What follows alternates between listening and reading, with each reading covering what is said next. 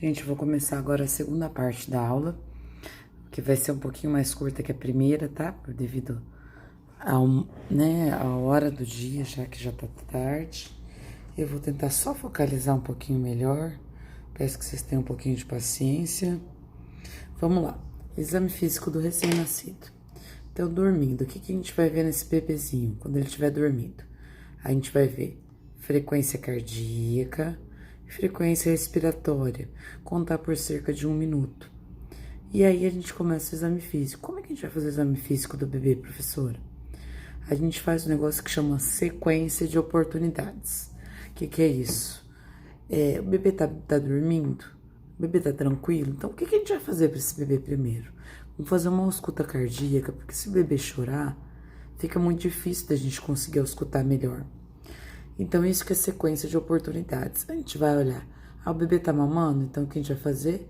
Olhar a pega, olhar como é que tá o contato desse bebê com a mãe, como é que tá essa interação, tá certo? Opa, desculpa. A gente vai olhar como é que tá o auxílio do companheiro, se o companheiro tá interagindo, e aí a gente vai começar a examinar crânio caudal. O que é crânio caudal? Da cabeça ao pé, seguindo essa sequência, tá bom?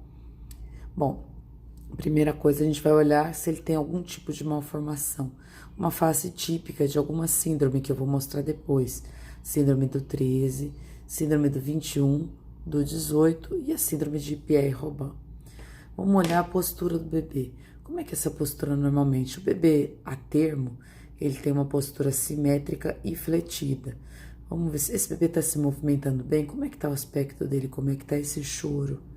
Ele tá acordado, ele tá corado, como é que ele tá? Olhar a pele, a textura da pele, a umidade. Tem milho, que é aquela lesãozinha de pele, que é amareladinha no nariz, tá? Que não tem significado clínico nenhum. Tem lanugo, tem vernix, que é aquela gordurinha. Tem alguma mancha mongólica, ou quem sabe o hemangioma.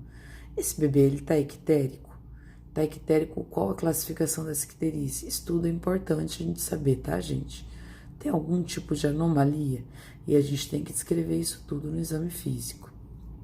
O que é essa síndrome? Síndrome de Patau. Vou tentar focalizar melhor aqui para vocês. A síndrome de Patau ou trissomia do 13, né? É um bebê que vai ter essas malformações: microcefalia, face deformada, orelhas pequenas ausentes, olhos pequenos ausentes ou cíclopes. Cíclopes é quando tem um olho único. Orelhas deformadas, fenda palatina e lábio leporino e malformações cardíacas, renais e digestivas. Ela é incompatível com a vida. Então, esse bebê normalmente ele vai ser um natimorto ou vai ser um aborto, ou pode ser que nasça e morra logo em seguida, tá bom? É uma malformação incompatível com a vida, é muito rara. Síndrome de Edwards, vamos lá? Eu vou desaproximar um pouquinho isso. A síndrome de Edwards, a gente já teve vários casos na Santa Casa, é a trissomia do 18. Ela também é muito rara, mas cerca de 5 a 10% sobrevivem ao final do primeiro ano. Ela é caracterizada por uma deficiência mental e de crescimento. Esse bebê ele tem um aumento do tônus muscular, uma implantação baixa das orelhas, olha aqui, uma mandíbula diminuída, né, que é uma retro- e micrognatia, rim e ferradura, a ocorrência é 1 para cada 5.000 nascimentos, tá? E eles têm várias outras malformações, pode ter hérnia inguino-escrotal, malformação cardíaca, tá? E cerca de 5 a 10% sobrevivem, tem alto índice de aborto também. A trissomia do 21 é a mais conhecida porque ela tem cerca de 1 para 600 ou 700 nascimentos. A incidência aumenta com o aumento da idade materna, tá? Os achados clínicos são mais conhecidos, né? Bebê que tem uma hipotonia, um atraso de desenvolvimento neuropsicomotor, braquicefalia, fissuras palpebrais inclinadas para cima, tá vendo? O epicanto no olhinho, a base nasal achatada, pescoço curto, às vezes o pescoço meio para o pescoço alado, mais favor de Turner, prega palmar única, né, que você olha a mãozinha, língua protrusa e hipotônica, né, que é aquela linguezinha que fica fora da boca, a clinodactilia do quinto dedo da mão e a cardiopatia mais comum Portadores de síndrome de Down, que é importante vocês saberem, que é o defeito do septo atrioventricular. Então, se cair em alguma prova de residência, cardiopatia de síndrome de Down, defeito do septo, cardiopatia de síndrome de Turner, coarctação de aorta, tá bom? De Edwards, pode ser tetralogia de Fallot ou outras também. Lanugo. O que é o lanugo? Eu não sei se aqui nessa imagem dá pra ver muito bem, mas essa pilificaçãozinha, esse pelinho, não tem muito significado clínico, tá? É mais para descrever mesmo no exame físico. As miliárias, né? O que é miliária, gente? Miliária é uma obstrução da glândula sudorípara, tá? Então, ela tem vários aspectos. Pode ser uma miliária com aspecto pustuloso, isso não quer dizer infecção. Pode ser miliária rubra ou miliária cristalina. A mais comum é cristalina. Por que ela acontece, a miliária? A miliária acontece porque normalmente essa mãe usa muita roupa no bebê, esse bebê começa a sentir muito calor, as glândulas sudoríparas dele não têm maturidade, elas não conseguem expelir o suor. Então, como não consegue expelir o suor, ele faz essa obstrução dos ductos das glândulas sudoríparas. Não costuma ter muito prurido, mas às vezes pode ser incômodo para o bebê, sim, tá bom? O milho, não sei se vocês estão enxergando bem, são esses pontinhos amareladinhos no nariz, tá? Tem relação com glândula sebácea, não tem nenhum significado clínico. Mancha mongólica, mais comum em pessoas indígenas, em negros, também não tem significado clínico importante, é mais para descrição no exame físico. Icterícia. Então, a gente está olhando a pele desse bebê. A gente está olhando se ele está com uma coloração amarelada, desculpa. A gente vai ter que classificar em zonas, tá? Vou aproximar para vocês lerem, e eu vou ler com calma para vocês relembrarem. Então, zona 1, é icterícia de cabeça e pescoço. Tem uma bilirrubina de 6. Zona 2, a icterícia vai até no umbigo, tá? A gente tá vendo aqui a zona 2. A bilirrubina em torno de 9. Me perdoa, gente. Faltou. Zona 3, a icterícia até os joelhos. A bilirrubina em torno de 12. Zona 4, a icterícia até os tornozelos, tá? A bilirrubina em torno de 13 a 15. E a zona 5, a icterícia até a região plantar e palmar. Bilirrubina em torno de 18. Então, por que é importante saber isso? Hoje não é aula de icterícia, mas a gente precisa saber isso porque, de acordo com os fatores de risco, de acordo com a zona e de acordo com o número de horas de vida, a gente vai definir se esse bebê vai ou não para fototerapia, tá bom? Então, lógico, não é esse momento agora que a gente vai falar disso, mas é importante vocês saberem esses valores, sim. Sequência crânio-caudal. Então, vamos lá para o crânio. O crânio tem alguma simetria? Vamos palpar essas fontanelas anterior a posterior? Tem bosta? Tem cefalematoma? Qual que é o perímetro cefálico? Então, tudo isso a gente tem que avaliar examinando o crânio. Aqui a gente tem os ossos, né? Osso frontal, fontanela anterior, sutura sagital, fontanela posterior, osso occipital, osso parietal. Isso tudo conhecimento que todo mundo já tem. Aqui são os vários formatos de crânio, tá vendo? Uma braquicefalia, uma plagiocefalia, uma escafocefalia, tá bom? E aqui é super importante vocês saberem, tá? Vamos lá. Primeiro é a bossa. A bossa serossanguinolenta, vocês veem que ela é mal definida, por quê? Porque ele fica entre a pele, ele como se fosse logo abaixo da pele. É diferente do cefalematoma, que ele fica a nível de periósteo. Como o cefalematoma tá abaixo desse azulzinho, tá vendo que é o periósteo? Vocês estão conseguindo enxergar muito bem? Ó, o azulzinho, esse aqui é o periósteo, tá? O cefalematoma, ele fica abaixo do periósteo. Então, como ele fica abaixo da camada do osso, ele é bem definido, você consegue palpar ele no limite do osso. Já a bossa, como ela fica logo abaixo da pele, os limites são mal definidos, a extensão costuma ser maior. O que é importante vocês saberem disso? Vamos primeiro ler a definição. Então, bossa é uma massa mole, mal limitada e demasiada equimótica, que localiza-se ao nível da apresentação, tá? E esta está presente acima do periósteo, sobre, acima, tá bom? Essa é a definição de Boss. Já o cefalematoma, que é o outro, desculpa aqui, vamos aproximar, já é subperióstico e ele se distingue porque você consegue palpar o rebordo dele e ele não ultrapassa a sutura, tá bom? Então, ambos são traumas de parto, tá? Normalmente, a bossa, desculpa aqui tá escrito cefalematoma, mas é uma bossa, tá, gente? Normalmente, a bossa é um trauma de parto mais leve, aquele período expulsivo prolongado. O cefalematoma já está em relação com trauma de parto maior. Em alguns casos, o cefalematoma, às vezes é necessário pedir tomografia. No geral, a gente não precisa pedir nada, a gente só acompanha. Por quê? Qual que é o risco que esse bebê aqui tem? O que é isso aqui? A bossa é uma coleção de sangue. Sendo uma coleção de sangue, tudo que é sangue no bebê pode virar bilirrubina indireta. Então, qual que é o risco desse bebê? Icterícia. Então, tem que saber, tem que escrever isso no prontuário. Muito importante, tá bom? Então, a gente vai para os olhos agora, tá bom? A gente vai olhar o quê? Distância dos olhos, se tem sobrancelhas, se tem epicanto, a mobilidade das pálpebras, cor da esclera, porque a gente tem lá a doença, que é aquela doença dos ossos de vidro, que é, né? Me perdoa, gente, me falhou o nome, mas que a esclera fica azulada, osteogênese imperfeita. Esse bebê tem opacificação da córnea? Peraí, o que é opacificação da córnea? Catarata congênita, gente. Qual doença que costuma cursar com catarata congênita? Rubéola. Então, importante. Teste do olhinho, importante. A gente vai falar de cada item, tá?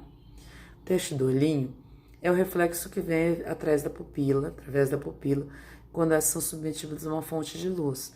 Para quem é um pouquinho mais velho ou antigo, né? É um reflexo que a gente via antigamente nas fotografias de flash. Aparece uma luz vermelha. Ele é um exame muito importante. Por quê? Porque ele é um exame de screening, rastreamento, tá? Para anormalidades oculares. O que ele é importante? Porque quando a gente vê uma assimetria do reflexo ou a presença de um reflexo branco, que é a leucocoria, você precisa de uma avaliação mais cuidadosa. Por quê, professora? Porque tem um tumor muito comum em RN, que se chama retinoblastoma, que a gente vai falar logo em seguida. Primeiro eu vou mostrar aqui. Aqui, uma catarata congênita. Então, o que esse bebê provavelmente teve? Rubéola. E aqui, um reflexo vermelho anormal. Vocês estão vendo? Que você olha assim, olhando, tem uma discreta simetria nos reflexos. Aqui é mais importante, ó. O reflexo é ausente no esse olho direito e está presente no olho esquerdo. Olha aqui, os dois iguais, reflexo não igual, tá vendo? Aqui tá presente e aqui tá diminuído, e aqui tá presente e aqui tem uma catarata congênita. Por isso que é importante, a gente faz de um olho, faz de outro e tenta fazer dos dois ao mesmo tempo, tá? Importante, muito importante, gente. Não subestime a importância do reflexo do teste do olhinho. Então, ele previne retinopatia da prematuridade, catarata congênita, glaucoma, retinoblastoma, infecções, traumas de partos e a cegueira. Então, tá em dúvida, professora, fiz o teste do olhinho, estou em dúvida. A gente tenta fazer junto. Não conseguimos perceber a alteração, não conseguimos enxergar muito bem. Pede para retornar em uma semana lá na Santa Casa com a gente repete. Professora, a gente continua não enxergando bem. Então, peraí, gente, vamos encaminhar para o oftalmologista com urgência. Por quê? O que é o retinoblastoma? Retinoblastoma é um tumor da membrana neuroectodérmica da retina embrionária e representa o tumor mais comum da infância, que pode já ser visto no nascimento. Por quê? Porque ele pode ter o caráter hereditário. Tá vendo aqui, gente? Hereditário. Vou ler essa linha aqui, ó. O retinoblastoma, decorrente de uma mutação germinativa, é transmitido de forma autossômica dominante, sendo bilateral em 25% dos casos. Pode também ser unilateral e multifocal. A incidência é em torno de 1 para cada 15 mil nascidos vivos, tá? Isso na América. No Brasil, a gente não tem uma incidência muito bem feita. Quais são os principais sinais e sintomas do retinoblastoma? Reflexo do olho de gato, estrabismo, estrabismo, sinais inflamatórios, o glaucoma e a baixa visão. E se a gente fizer uma abordagem precoce e muitas vezes é agressiva, a gente pode poupar o globo ocular dessa criança e fazer esse diagnóstico até 2 anos. Por isso que ali é um exame muito importante de screening neonatal que deve ser feito pelo pediatra e, na dúvida, encaminhado para o oftalmologista. Vamos lá, ouvidos. Vamos olhar a forma, a consistência, implantação da orelha.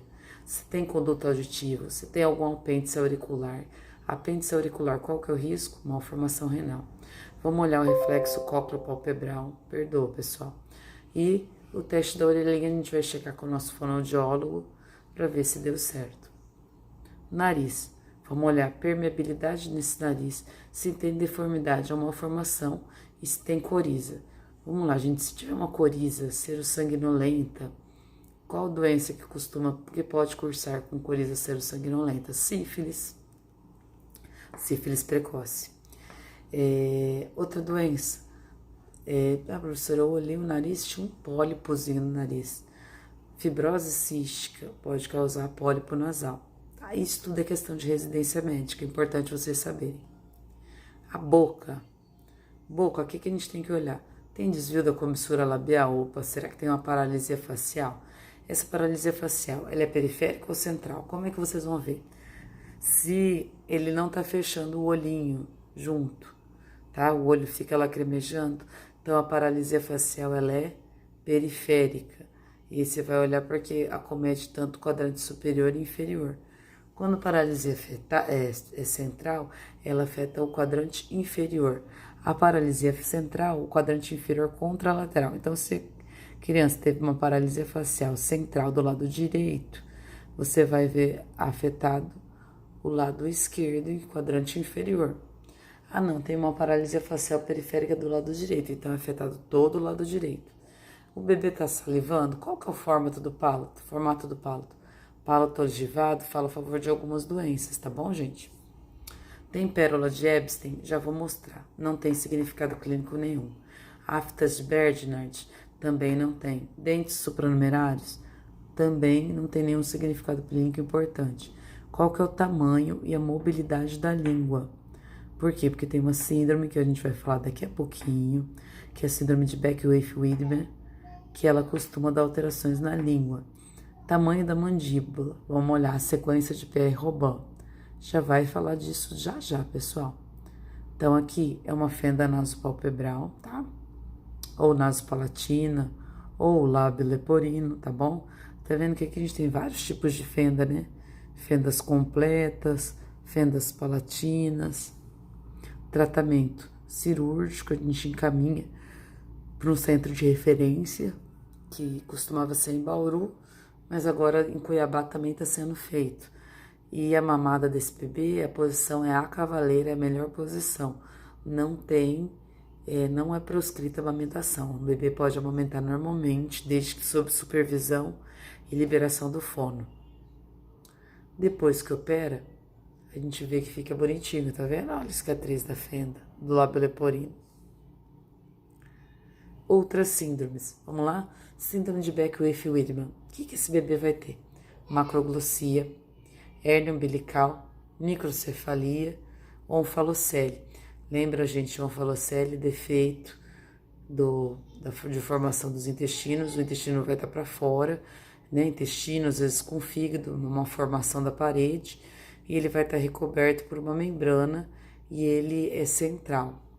A gastrosquise, ele é paraumbilical, ele é lateral, tá bom? Aqui é uma síndrome de Beckwith-Wiedemann, tá vendo? A macroglossia é importante, tá? Provavelmente ele deve ter algum atraso de desenvolvimento, né? Não sei se tem hérnia, não sei se tem outras malformações. Sequência de Pierre-Robin. O que é essa sequência de Pierre-Robin? Fenda, micrognatia e retrognatia. É uma face que a gente fala que é como se fosse uma face de passarinho.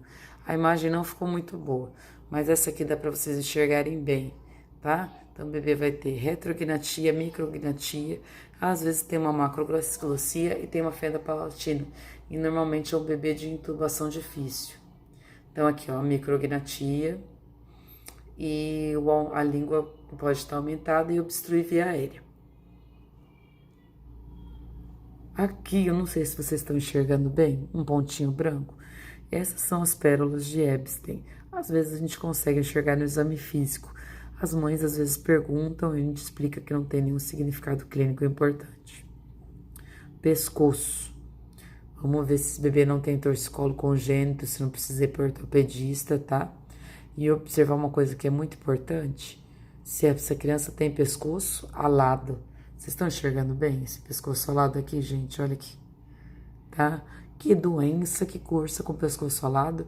Síndrome de Turner, que é a 45X0 ou monossomia, né? Acontece em bebês, meninas, né? E o principal, além de atraso de desenvolvimento, atraso de puberdade, e elas costumam cursar com coarctação de aorta. Tórax. Vamos ver o formato do tórax, o perímetro do tórax, tá? Se tem hipertrofia de glândulas mamárias, saída de leite, inspeção, vamos ver a frequência respiratória, ver se tem apneia, ver se tem desconforto respiratório, tá? E a ausculta do tórax. Não precisa, assim, detalhar muito, né? Porque normalmente a ausculta do tórax do bebê, a gente não consegue auscultar muito bem aquele murmúrio que nem da criança mais velha. Normalmente o que a gente ausculta, às vezes é um pouco de ronco, né? E, lógico, ênfase para a ausculta cardíaca, tá, gente?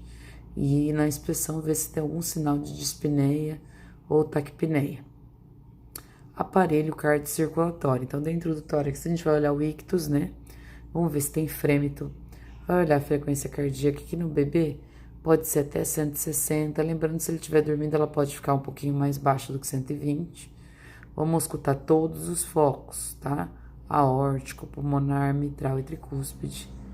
Lembrar que nem todo RN com cardiopatia congênita sopra. Por quê? Porque quando o bebê nasce, às vezes normalmente a pressão do ventrículo direito ela é mais alta. Por quê? Porque existe uma resistência maior da artéria pulmonar. Depois eu vou fazer uma explicação desenhando isso para vocês, tá bom, gente? E então, por isso que alguns bebês eles vão soprar com mais de 24 horas de vida. Então, por isso que a gente deveria deixar os bebês para dar alta com mais de 24. Infelizmente, isso não está sendo possível agora por causa da situação da pandemia, né? E fazer sempre o teste do coraçãozinho. Tem que palpar os pulsos periféricos cuidadosamente. Por quê? Tem duas patologias cardíacas, a persistência do canal arterial e a coarctação de aorta que cursam com alteração dos pulsos periféricos. A persistência do canal arterial, a gente vai sentir o pulso pedioso, tibial aumentados, e a coarctação de aorta, a gente não consegue sentir o pulso femoral. Pressão arterial, se tiver como é importante, o teste do coraçãozinho em todos os bebês. Lembrando, teste do coraçãozinho normal, saturação acima de 95 ou a diferença entre os membros não pode ser maior do que 3%. Deu alterado, o que é para fazer? Repetir, tá? Com o membro aquecido, 1 hora após, e após repetição, manteve alterado? Ecocardiograma, porque pode ser uma tetralogia de Fallot, pode ser uma coarctação de aorta, pode ser o defeito do septo atrioventricular, uma atresia de tricúspide. Então, o teste do coraçãozinho é muito importante. Aqui temos um desenho da circulação fetal, que eu vou fazer uma outra aula só para explicar isso, tá bom? Então, eu não vou entrar em detalhes agora. Essa página do YouTube tem uma explicação muito boa sobre circulação fetal. Acho interessante vocês entrarem. É didático, não é demorado, tá bom? E agora eu vou pro... Essa aqui é a persistência do canal arterial. A gente vê aqui, ó. O canal arterial, ele liga a aorta à pulmonar. Ele existe no feto, mas no nascimento ele fecha. Em alguns casos ele não fecha. Nesses casos, depois que nasce, a pressão da aorta, ela sobrepõe a da pulmonar. Então, o fluxo de sangue corre nesse sentido. É um sopro contínuo, tipo de maquinário. Aqui a gente tem persistência do canal arterial, a CIA, que é a comunicação interatrial, e aqui a CIV, que é interventricular. Abdômen. A gente vai palpar o abdômen. Vamos ver como é que ele tá. Último slide, tá, pessoal? Semigloboso, PA, perímetro abdominal é normalmente 2 centímetros menor que cefálico. A gente vai ver se tem algum tipo de obstrução. Se tiver escavado, fica de olho, às vezes o bebê nasce, não fez pré-natal, tem abdômen escavado. esse bebê pode ter uma hérnia diafragmática, já é indicação de intubação. Como é que tá o coto? Se ele tem um falocele, que a gente já falou, que é o defeito no canal, né, na parte umbilical, com o recobrimento de alças, ou se ele tem gastrosquise, que é para-umbilical, com exposição das alças. Vamos palpar as vísceras, vamos ver se tem massas, vamos auscultar, vamos ver como é que tá o ruído hidroaéreo e vamos olhar se tem 2 artérias e uma veia, também muito importante. Só um pouquinho, gente, vou passar só mais esse. Aparelho geniturinário. Masculino, o tamanho do pênis é de 2 a 3 centímetros, tá bom? A gente tem que ver a glande, a bolsa escrotal, palpar os testículos, o meatro uretral e vamos ver se tem epispádia ou hipospádia, que é quando o meatro uretral tá fora do local central. Eu vou mostrar para vocês. Hidrocele, que é o testículo que tá com um pouquinho de líquido na bolsa. Criptorquidia, que é o testículo que tá fora da bolsa escrotal, ou se tem torção testicular. Aqui a gente tem hipospádia, o meatro uretral ele tá saindo na porção ventral, e uma epispádia que tá na porção dorsal do pênis. Ambos são cirúrgicos, tá? Isso não atrasa a alta, mas é importante ver para encaminhar para um ambulatório de cirurgia infantil e explicar para a mãe. Criptorquidia. Então, o testículo normalmente ele tem que estar aqui na bolsa. Se ele está no canal inguinal ou abdominal, isso é criptorquidia. Canal inguinal, e pode encaminhar para a cirurgia pediátrica. Palpei, professora, senti, ele está no canal, ok. Vai orientar a mãe a encaminhar para a cirurgia infantil para fazer o acompanhamento que provavelmente esse testículo irá descer. Não consegui palpar. Vamos fazer um ultrassom de canal inguinal. Não foi visto o testículo. O testículo está na região abdominal. Então aí é cirurgia com uma certa urgência. Por quê? Porque testículo na região abdominal, ele está fora da bolsa escrotal. E a bolsa escrotal, ela resfria o testículo. Na região abdominal, pode virar um câncer de testículo. Então é muito importante. Não, tem criptorquidia bilateral e micropênis. Não, peraí, será que é o menino? Vamos ficar de olho, será que não é uma genitália ambígua? Aqui a gente tem uma torção testicular. Aqui uma peça de uma torção testicular. Aqui a gente tem uma hidrocele. Como é que a gente vê? Joga a luz no testículo, você vai ver que vai iluminar, tá bom, gente? E no sexo feminino, a gente vai afastar grandes lábios, examinar o ímã, ver se ele tá imperfurado, tá? Vamos avaliar o clitóris, a uretra e o orifício vaginal. Isso aqui é um exemplo de uma genitália ambígua. Vocês estão vendo que o clitóris está proeminente, o introito vaginal em funil, tá? A gente não consegue definir muito bem se é uma genitália feminina mesmo. E aqui também uma genitália ambígua. Então a gente continua amanhã. Obrigada.